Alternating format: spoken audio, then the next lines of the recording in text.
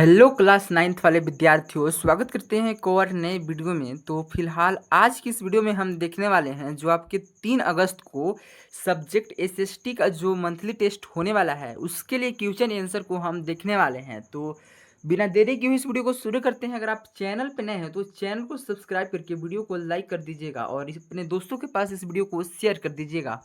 तो यहाँ पे जो सेक्शन ए के अंतर्गत आपसे सारे एमसीक्यू के सवाल पूछे जाएंगे, यानी कि ऑब्जेक्टिव क्वेश्चन पूछे जाएंगे दोस्तों, जो आपके 6 रहेगा, यानी कि 6 ऑब्जेक्टिव पूछे जाएंगे। और तो यहाँ पे पहला क्वेश्चन है कि रूस में कोलखोज क्या था।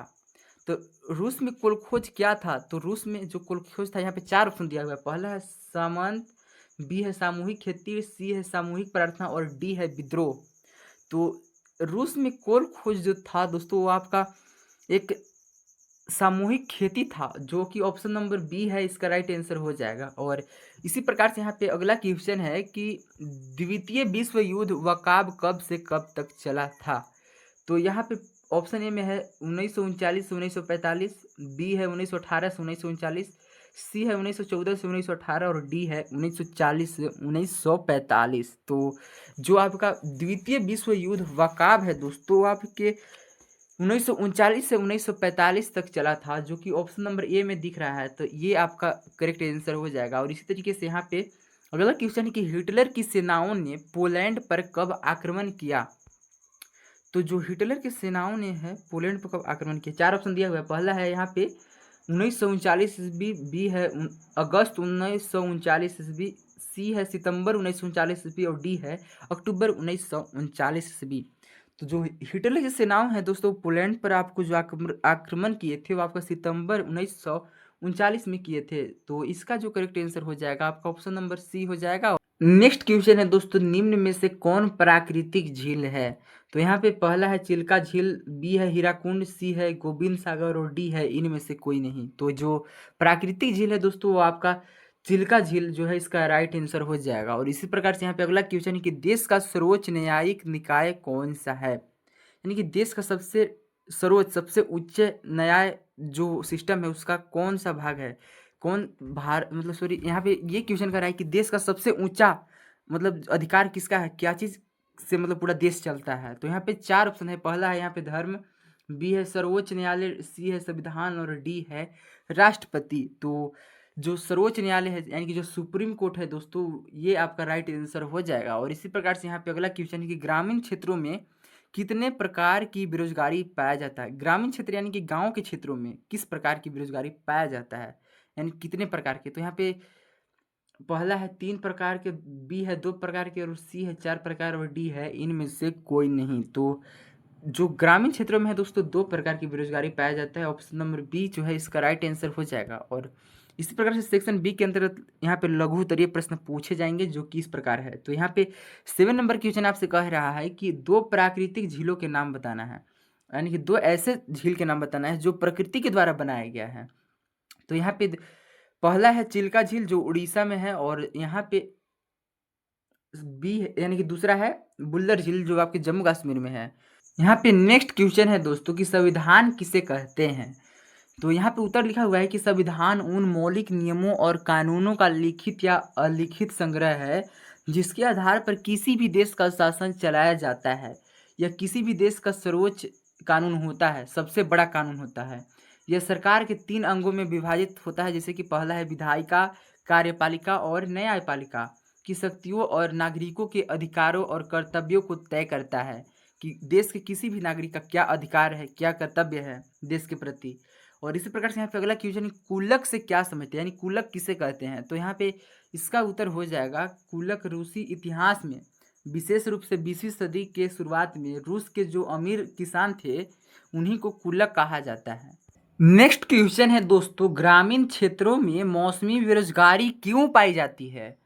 तो यहाँ पे उत्तर लिखा हुआ है कि ग्रामीण क्षेत्रों में मौसमी बेरोजगारी मुख्य रूप से इसलिए पाई जाती है क्योंकि यहाँ अर्थव्यवस्था पूरी तरह से खेती पर निर्भर करता है। कृषि का मतलब खेती पर निर्भर करता है, और उसके 2 मुख्य कारण हैं जो निम्नलिखित है, यानी नीचे हम लोग लिख चुके हैं। तो यहाँ पे है उसका पहला कारण है कि कृषि का मौसमी होना। खेती का काम साल भर नहीं चलता है, मजदूरों को केवल बुआई और कटाई के समय ही काम मिलता है, लेकिन बीच के महीनों में वे बेरोजगार रहते हैं।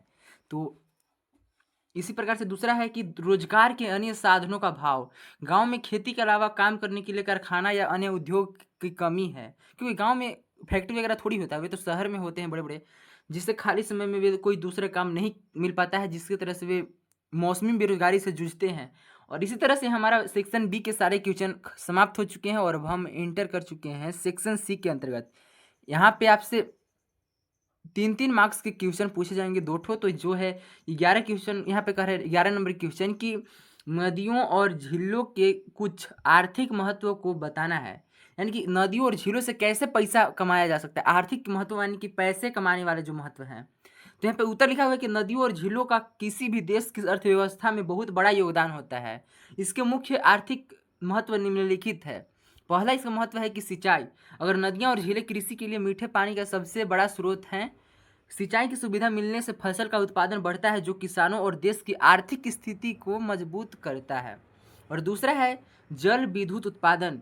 अगर नदियों पर बांध बनाकर पानी के तेज बहाव से बिजली पैदा भी की जाती है, यह बिजली उद्योगों को चलाने और आर्थिक विकास में मदद करती है। और इस प्रकार से तीसरा है यहाँ पे महत्व सस्ता नौ संचालन। नदियाँ जल परिवहन का एक बहुत सस्ता साधन है, जिसके जरिए भारी सामान और माल को देश के अंदर एक जगह से दूसरी जगह ले जाने में कम खर्चा आता है, क्योंकि और इसी प्रकार से यहाँ पे एक और महत्व है, तो यहाँ इसका है मत्स्य पालन और पर्यटन। नदियाँ और झीलों मछली पालन के लिए बहुत उपयोगी है, जिससे हजारों लोग को रोजगार मिलता है। इसके अलावा सुंदर झीलें पर्यटकों को आकर्षित करती है, जिससे पर्यटन उद्योग से भी अच्छी कमाई हो जाती है, जिससे कि अर्थव्यवस्था मेरा मजबूत बनता है किसी भी देश का। तो इस तरीके से हमारे जो नदियाँ और झीलें हैं वो हमारे देश के अर्थव्यवस्था में महत्वपूर्ण भूमिका निभाती है। और इस प्रकार से यहाँ पे क्वेश्चन नंबर 12 है, सार्वभौम वयस्क मताधिकार पर एक टिप्पणी लिखना है। तो यहाँ पे हम लोग पहले जानते हैं कि सार्वभौम वयस्क मताधिकार क्या होता है। तो सार्वभौम वयस्क मताधिकार का अर्थ होता है कि देश के सभी भी वयस्क नागरिकों को वोट देने या अपना प्रतिनिधि चुनने का समान अधिकार है। और अगर आप कॉपी में लिखना चाहेंगे तो इसको इस तरीके से लिख सकते हैं, जो नीचे बिंदु हम दिए हैं। तो यहाँ पे है असमानता का अधिकार। इसके तहत किसी भी नागरिक के साथ उसकी जाति, धर्म, लिंग या रंग, शिक्षा या संपत्ति के आधार पर वोट देने में कोई भेदभाव नहीं किया जाता है। इसी तरह से आयु सीमा। भारत में सार्वभौम वयस्क मताधिकार के तहत 18 वर्ष या उससे अधिक आयु के हर नागरिक को वोट देने का अधिकार प्राप्त है। लोकतंत्र का अधिकार। यह सच्चे लोकतंत्र की नींव है, क्योंकि यह राजनीतिक समानता के सिद्धांत पर आधारित है। इसमें एक गरीब और एक अमीर दोनों के वोट का महत्व बिल्कुल बराबर होता है। और कुछ इसी तरह से हमारा ये वीडियो समाप्त होता है। अगर आप अभी तक चैनल को सब्सक्राइब नहीं किए हैं तो इस चैनल को सब्सक्राइब करके वीडियो को लाइक जरूर कर दीजिएगा। और इसी तरह से सारे सब्जेक्ट का वीडियो अपलोड हो चुका है, तो जाइए देखिए और मिलते हैं एक और नए वीडियो में। तब तक के लिए बाय बाय।